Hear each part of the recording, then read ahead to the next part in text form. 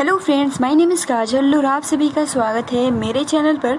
और आज के इस वीडियो में हम डिस्कस करने वाले हैं यूपीडीएलएड सेकंड सेमेस्टर सब्जेक्ट प्रारंभिक शिक्षा के नवीन प्रयास। जी हाँ फ्रेंड्स, ये आपका दूसरा पेपर होता है, ठीक है।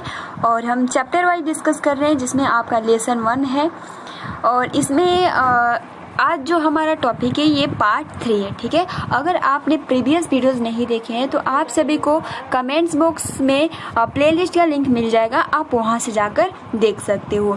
तो चलिए फ्रेंड्स शुरू करते हैं। वीडियो को लाइक कर दीजिए और अपने फ्रेंड्स मित्रों को शेयर कर दीजिए।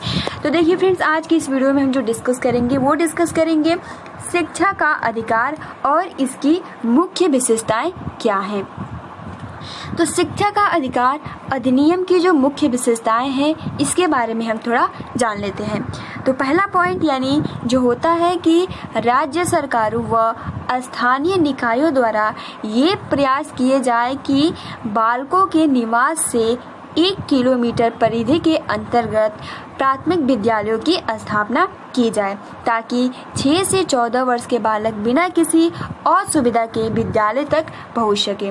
तो फ्रेंड्स, आपने अपने गांव में देखा भी होगा, जो प्राथमिक विद्यालय होता है वो आपके गांव में ही होता है, ज़्यादा दूर नहीं होता है, क्योंकि अगर ज़्यादा दूर होगा फिर जो 6 से 14 वर्ष के जो बालक होंगे उनको जाने में परेशानी होगी और इसकी वजह से वो अपना जैसे नामांकन है उस विद्यालय में नहीं कर पाएंगे। तो इसलिए राज्य सरकार द्वारा यह प्रयास किया गया है कि जो भी प्राथमिक स्कूल होना चाहिए वो बालक के निवास से 1 किलोमीटर की दूरी होनी चाहिए, ठीक है। अब देखिए दूसरा पॉइंट ये कि 6 से 8वीं कक्षा तक के विद्यालय छात्र के निवास से 3 किलोमीटर की परिधि में स्थापित किए जाएंगे। यानी देखिए फ्रेंड्स, इस तरीके से रिलेट करके क्वेश्चन पूछे जा सकते हैं। पहला तो जो 6 से 14 वर्ष के जो बच्चे हैं उनके लिए उनके निवास से 1 किलोमीटर और जो 6 से 8वीं क्लास यानी जो जूनियर क्लास में जाएंगे उनके निवास स्थान से 3 किलोमीटर की परिधि में स्थापित किए जाएंगे, यानी 3 किलोमीटर की दूरी पे उनका स्कूल रहेगा, ठीक है। उसके बाद देखिए प्रत्येक विद्यालय को कुछ न्यूनतम आधारभूत शैक्षणिक संरचना उपलब्ध कराई जाएगी, जिनमें मुख्यतः विशिष्ट योग्यताधारी अध्यापक, खेल कूद के मैदान, पेयजल, शौचालय आदि शामिल है। यानी जो भी प्रत्येक विद्यालय रहेगा, ठीक है, उसमें कुछ शैक्षणिक संरचना उपलब्ध कराई जाएंगी, जिसमें आपका योग्यताधारी शिक्षक होना चाहिए, खेल कूद का मैदान होना चाहिए, पीने जल जो होना चाहिए पीने योग्य होना चाहिए और शौचालय की भी व्यवस्था होना चाहिए। तो अब तो हर एक प्राथमिक स्कूल में इस तरीके सारी व्यवस्थाएं की जा रही हैं। चौथा जो पॉइंट है कि वित्त आयोग द्वारा अधिनियम की क्रियान्वित के लिए राज्यों को 25,000 करोड़ देने का प्रावधान रखा है, किंतु केंद्रीय सरकार का अनुमान है कि इस कार्य को सुसंपन्न करने के लिए आगामी 5 वर्ष के लिए 1.73 लाख करोड़ की आवश्यकता होगी। यानी जो वित्त आयोग है काम करवाने के लिए यानी राज्यों को 25,000 करोड़ देने का प्रावधान किया है, ठीक है, जो वित्त आयोग है। और जो केंद्रीय सरकार का अनुमान है कि इस कार्य को बहुत ही अच्छे से संपन्न करने के लिए आगामी 5 वर्षों के लिए जो आवश्यकता पड़ेगी वो 1.73 लाख करोड़ की आवश्यकता होगी, ठीक है। ये पॉइंट क्लियर हो गया। और देखिए फ्रेंड्स, ये बहुत ही महत्वपूर्ण है और आप इसको बहुत ही अच्छे से अपने कॉपी में नोट डाउन कर लीजिएगा। ये क्या है, शिक्षा के क्या है मुख्य विशेषताएं और अधिनियम है। उसके बाद देखिए इसमें जो 5वां पॉइंट है कि भारत में 6 से 14 वर्ष की आयु वर्ग में कम से कम 22 करोड़ बालक हैं, ठीक है। यानी जो जिनकी आयु 6 से 14 वर्ष के बीच में है उनकी जो संख्या है 12 करोड़ बालक है, जिसमें 4.6% बालक विद्यालय शिक्षा के दायरे से बाहर है और इस प्रकार लगभग 92 लाख वंचित बालकों की शिक्षा की परिधि में लाया जाएगा। यानी जो बच्चे शिक्षा किसी कारणवश नहीं ग्रहण कर पाते, वो विद्यालय में अपना नामांकन नहीं करा सकते, तो उनको ये प्रयास किया जाए कि उनको भी विद्यालय में लाया जाए, ठीक है। उसके बाद देखिए 6 पॉइंट जो कहता है कि 6 से 14 वर्ष आयु वर्ग के अशिक्षित और विद्यालयों में शिक्षा प्राप्त नहीं कर पा रहे बालकों को चिन्हित करने का कार्य स्थानीय विद्यालय की प्रबंध समिति अथवा स्थानीय निकायों द्वारा किया जाएगा। देखिए फ्रेंड्स, ये बहुत ही महत्वपूर्ण लाइन है। ठीक है, 6 से 14 वर्ष आयु वर्ग के अशिक्षित और विद्यालयों में शिक्षा प्राप्त नहीं कर पा रहे बालकों को चिन्हित करने का कार्य स्थानीय विद्यालय की प्रबंध समिति अथवा स्थानीय निकायों द्वारा किया जाएगा।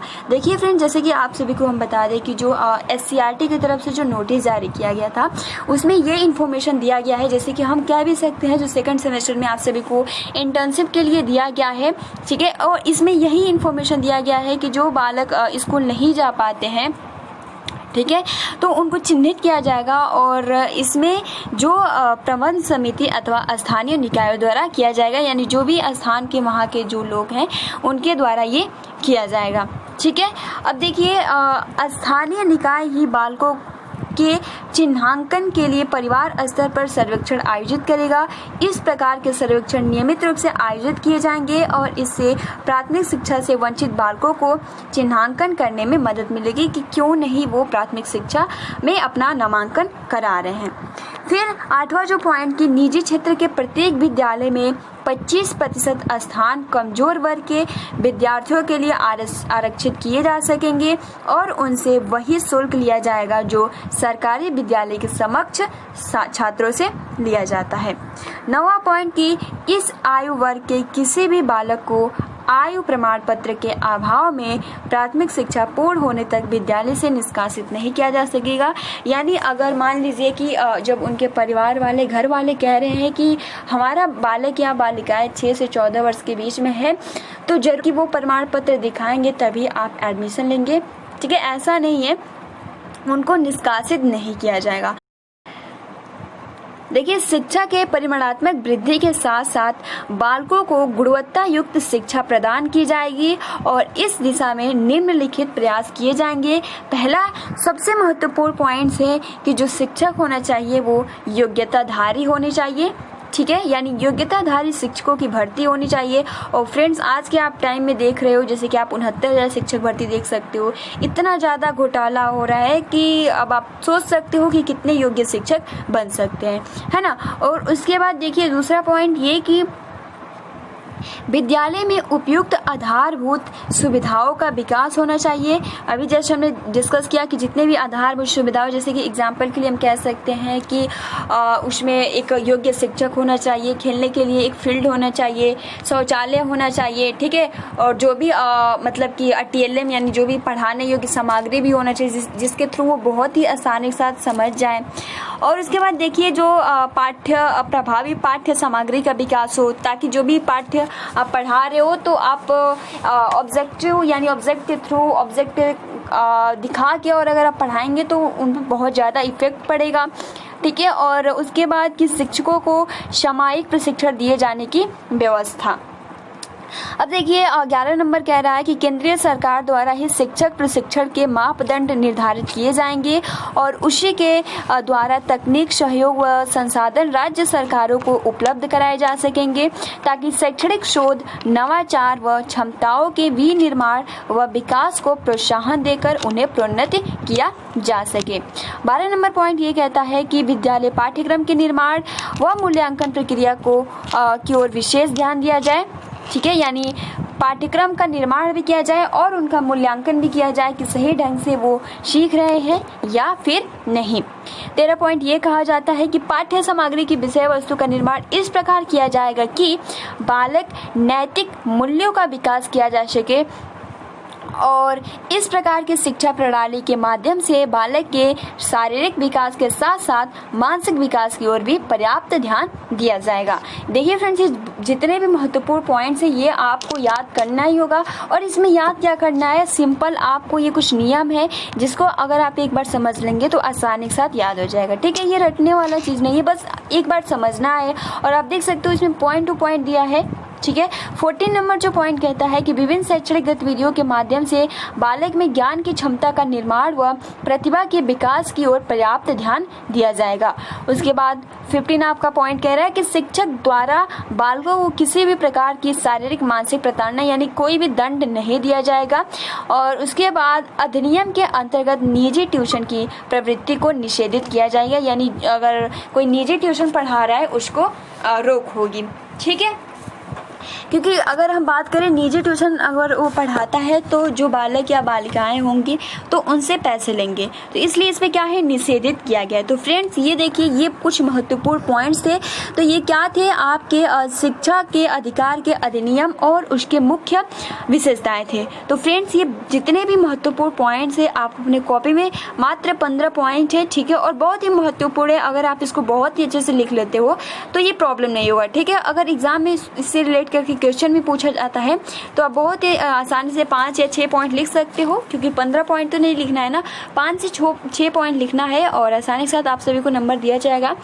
तो फ्रेंड्स आज की इस वीडियो में हमने जाना कि शिक्षा का अधिकार क्या है, जिसमें आपको ये ध्यान देना है कि राज्य व सरकारों को स्थानीय निकायों द्वारा जो क्लास यानी जो स्कूल की दूरी होना चाहिए, जो 6 से 14 वर्ष के बच्चे यानी जो प्राथमिक क्लास के जो बच्चे हैं उनकी जो निवास स्थान से जो दूरी होनी चाहिए मात्र 1 किलोमीटर होनी चाहिए, और जो जूनियर क्लास के यानी जो 6 से 8वीं क्लास के जो बच्चे हैं उनके निवास स्थान से 3 किलोमीटर की दूरी हो सकती है। ये 2 पॉइंट्स बहुत ही महत्वपूर्ण है।